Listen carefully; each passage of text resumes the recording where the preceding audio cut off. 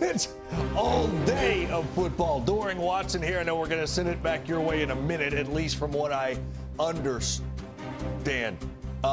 First time this league has ever had 8 conference games in one day. It lived up to the hype, too, didn't it? Absolutely wild, crazy. 2 overtime games.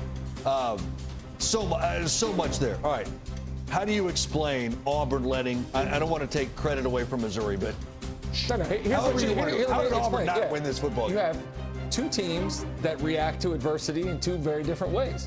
One that shrivels and shrinks when things don't go their way, and then one that steps up. I mean, the offense for Missouri had done nothing until that 5-play, 60-yard drive that tied up the ball game. Both teams end up missing field goals in overtime, and then Beaufort Buell leads his team for a touchdown in the second overtime period.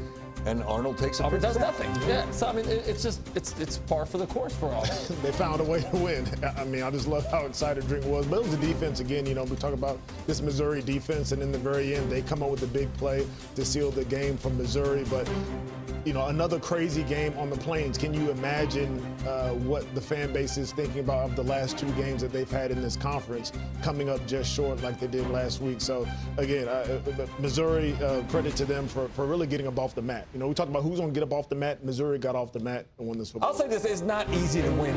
That fan base, that they deserve better than what they've had to sit through the last couple of weeks. That is one of my favorite places to play. You saw tonight the environment was rocking. It's difficult, and I think that's why you saw Drink being so happy. He used to coach there. He knows how difficult it is to win, and to walk out of there with a dub is quite the accomplishment.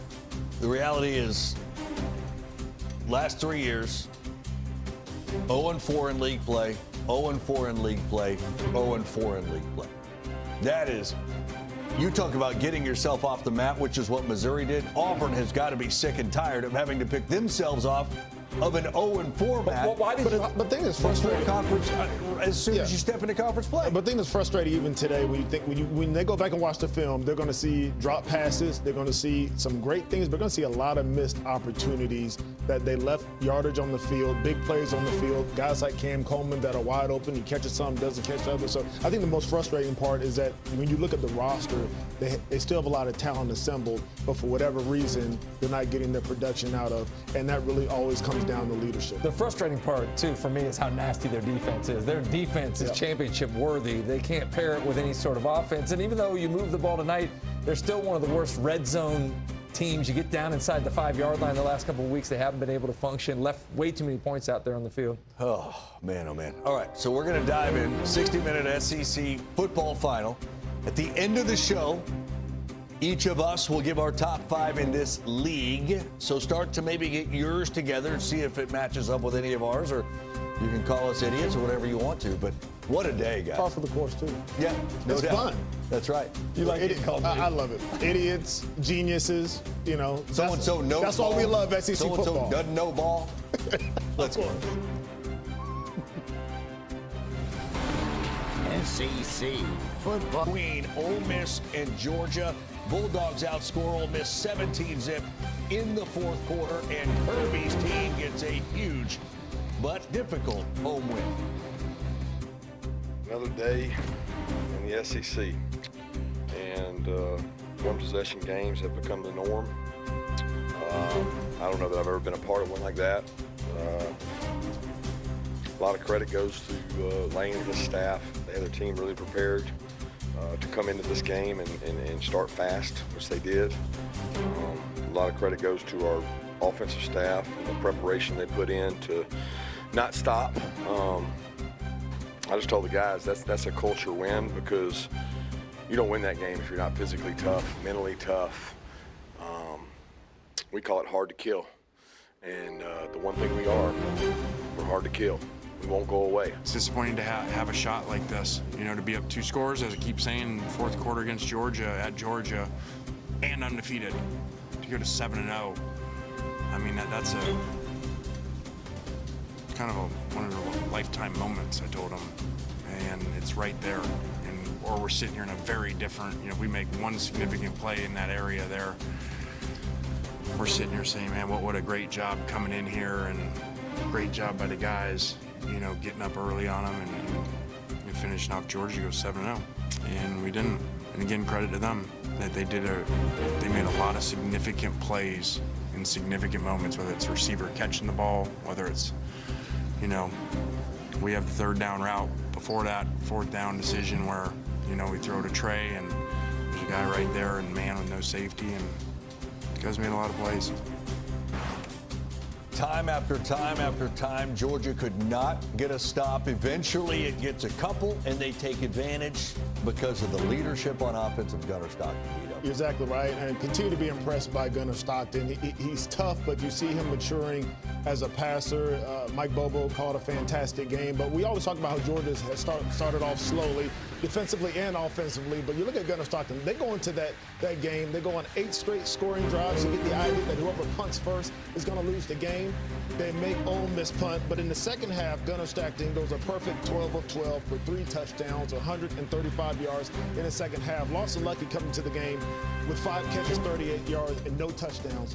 He has 3 touchdowns in this game alone. He catches 5 catches, 43 yards. And so Georgia lasted, and this football team continues to win, CD, in different ways, whether they have to come from behind, whether they're in this type of a shootout that they're in today.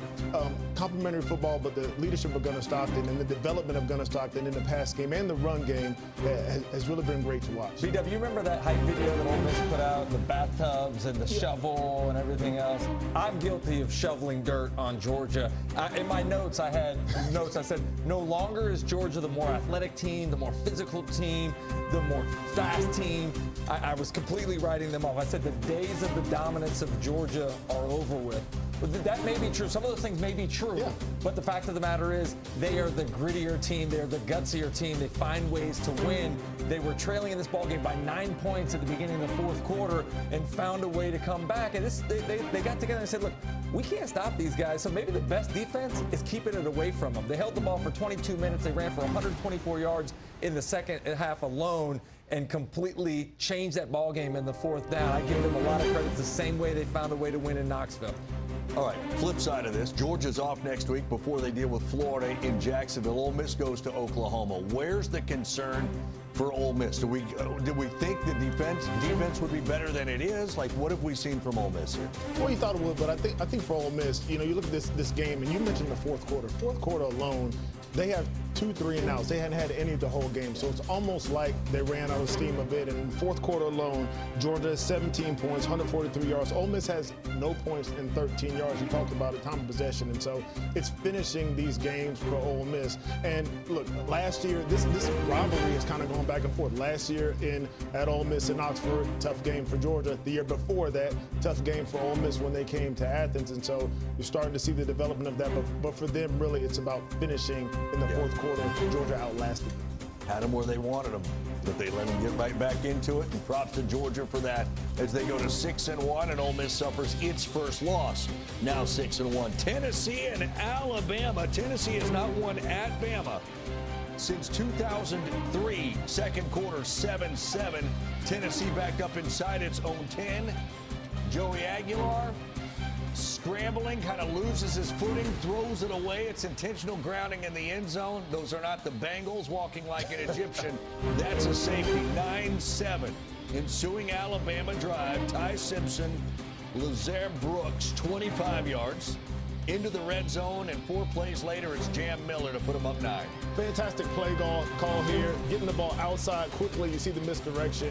Got Jam on the edge with nobody out there for Tennessee. All right, Tennessee trying to get something going late first half. Joey Aguilar hit, but completes the pass to Miles Kitselman, 4 yards, first down. Now, here's a reason we're bringing this back. 2019, Jarrett Garantano in this very game fumbles on the 1.